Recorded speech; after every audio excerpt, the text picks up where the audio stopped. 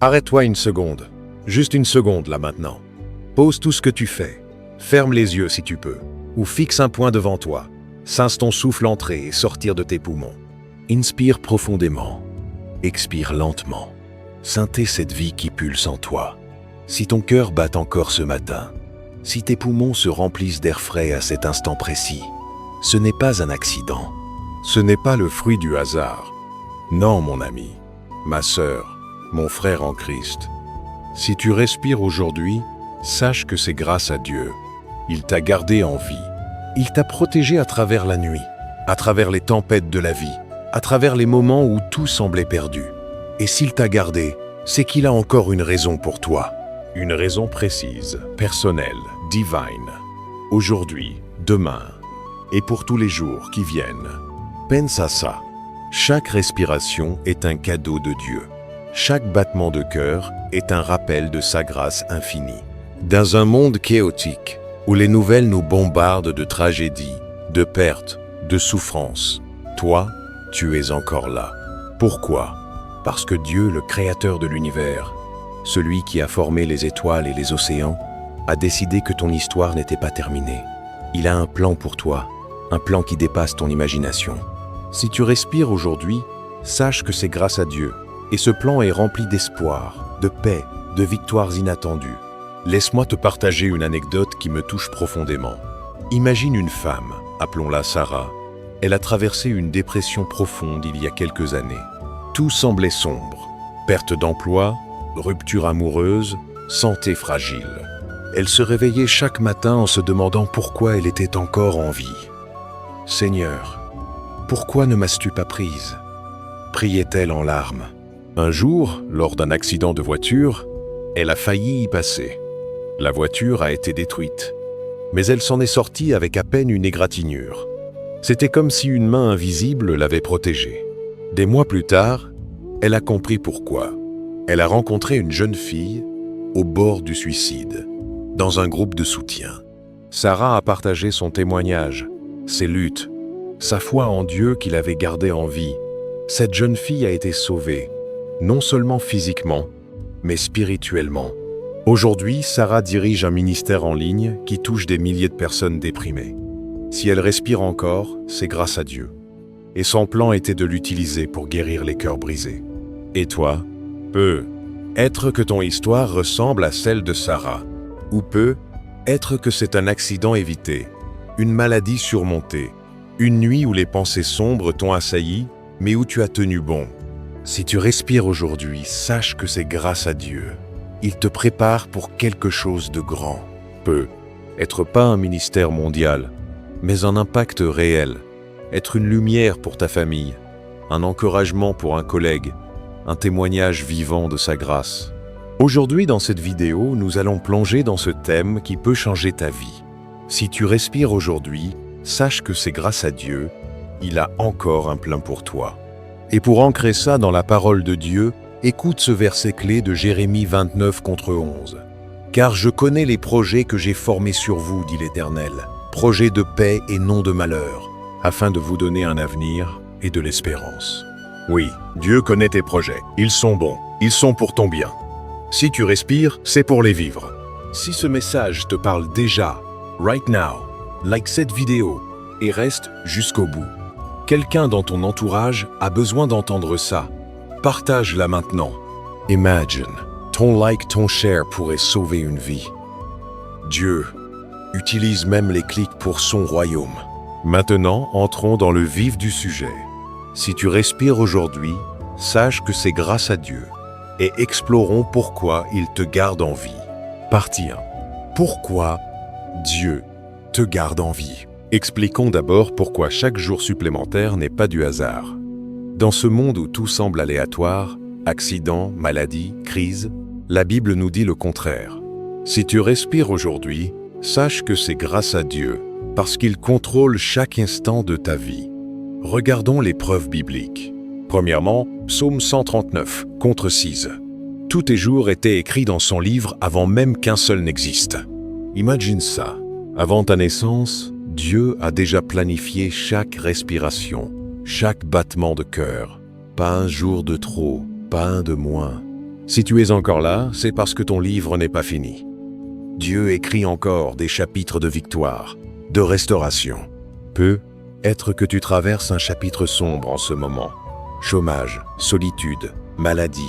Mais sache que le prochain est lumineux. Si tu respires, c'est grâce à lui pour tourner la page. Deuxièmement, Actes 10 à 7, 20, cycle de 8. Il a fixé les temps et les bornes de notre vie. Dieu n'est pas un spectateur distant. Il fixe les limites, quand tu commences, quand tu finis. Et entre les deux, il te garde pour un but. Paul l'explique. Nous vivons, nous bougeons, nous sommes en lui. Chaque souffle est une preuve de sa souveraineté. Pense à tes proches partis trop tôt, pourquoi pas toi? Parce que Dieu a dit, pas encore, j'ai besoin de toi ici. Troisièmement, Job 14 contre 5. Les jours de l'homme sont déterminés. Job, cet homme qui a tout perdu. Famille, santé, bien, comprend que Dieu détermine nos jours. Même dans la souffrance, Job a tenu parce que Dieu l'avait gardé. Et à la fin, double restauration. Si tu respires aujourd'hui, sache que c'est grâce à Dieu. Tes jours sont comptés pour un triomphe. Maintenant, un témoignage style pour illustrer. Imagine Paul, l'apôtre, en prison, enchaîné, battu, naufragé. Il aurait pu mourir 100 fois, lapidé, mordu par un serpent, jeté au lion. Mais Dieu l'a gardé. Pourquoi? Pour écrire la moitié du Nouveau Testament. Des lettres comme Romains, Corinthiens, qui inspirent des milliards aujourd'hui. Et toi? Peut être que tes épreuves, cette dépression qui t'a cloué au lit, cet accident qui t'a marqué, cette perte qui t'a brisé, prépare un témoignage qui sauvera des vies. Imagine, un jour, quelqu'un lira ton histoire et dira « Si Dieu l'a gardé en vie, il peut me garder aussi. Si tu respires, c'est pour ça. » Point fort.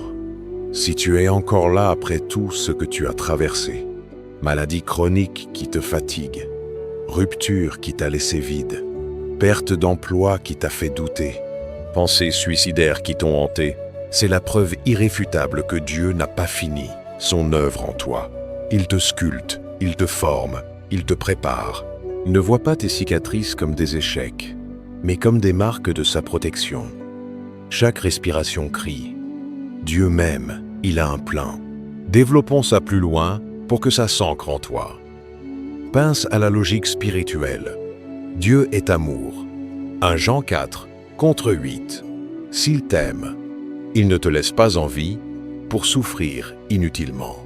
Non, chaque jour est une opportunité. Peut être pour réparer une relation brisée. Appelle ce parent, ce ami. Peut être pour semer dans son royaume. Donne, prie, témoigne. Ou peut être pour recevoir sa guérison totale. J'ai vu des gens, comme un pasteur que je connais, qui après 20 ans de lutte contre l'addiction, a été libéré. Pourquoi Dieu l'a gardé? Pour qu'il aide des milliers d'addicts. Si tu respires aujourd'hui, sache que c'est grâce à Dieu. Ton tour vient. Prends un moment. Respire et remercie Dieu pour ce jour. Et si tu doutes, regarde la nature. Les arbres respirent grâce à Dieu. Les oiseaux volent par sa grâce. Toi, créé à son image, tu es précieux. Si tu respires, c'est son oui à ta vie. Les signes que Dieu a encore un plan pour toi. Passons aux signes concrets que Dieu a encore un plan pour toi. Si tu respires aujourd'hui, sache que c'est grâce à Dieu et ces signes le prouvent. Je vais en développer 6, chacun avec du temps pour réfléchir. Tu respires encore. La base simple. C'est le signe le plus évident. Dans un monde où des millions meurent chaque jour, toi tu vis. Psaume 110 à 8, contre 10 à 7. Je ne mourrai pas, je vivrai, et je raconterai les œuvres de l'Éternel. Si tu respires, c'est pour raconter ses œuvres. Peut être en parlant à un voisin, en postant sur les réseaux. Chaque souffle est une mission. Tu as encore des désirs profonds. Amour, impact. Romains 8, 28. Toute chose concourt au bien de ceux qui aiment Dieu. Ces désirs ne sont pas vains. Dieu les a placés en toi. Si tu rêves d'amour vrai, d'impact sur le monde, de guérison, c'est son appel. J'ai vu une femme veuve, désirant une famille, adopter des orphelins après des années. Dieu l'avait gardée pour ça. Tu traverses des épreuves qui te forment, comme Joseph en prison Genèse, 37 à 50, vendu par ses frères, accusé à tort, oublié en cellule, il aurait pu mourir. Mais Dieu l'a gardé pour devenir Premier ministre d'Égypte, sauvant des nations de la famine. Développons l'histoire. Joseph, adolescent rêveur, trahi, jeté dans une fosse sèche, vendu comme esclave. Chez Potiphar, il excelle mais est accusé par la femme de son maître, jeté en prison. Là, il interprète des rêves, oublié 2 ans. Puis Pharaon rêve. Joseph est appelé, devient dirigeant. Ce que les hommes ont fait pour le mal, Dieu l'a tourné en bien. Genèse 50 contre 20.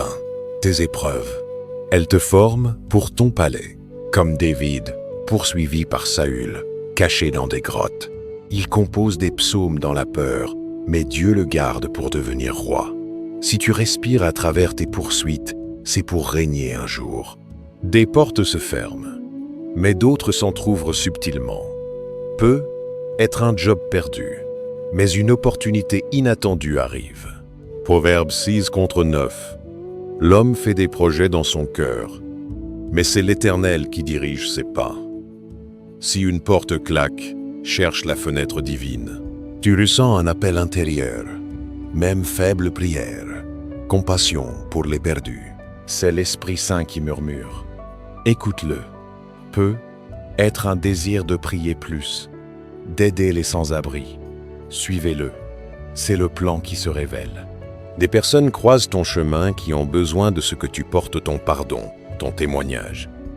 Comme Moïse, 40 ans fugitif après un meurtre, berger dans le désert. À 80 ans, Dieu l'appelle via le buisson ardent. Exode 3. Il libère Israël. Développons. Moïse, prince égyptien, tue un oppresseur, fuit. 40 ans d'anonymat.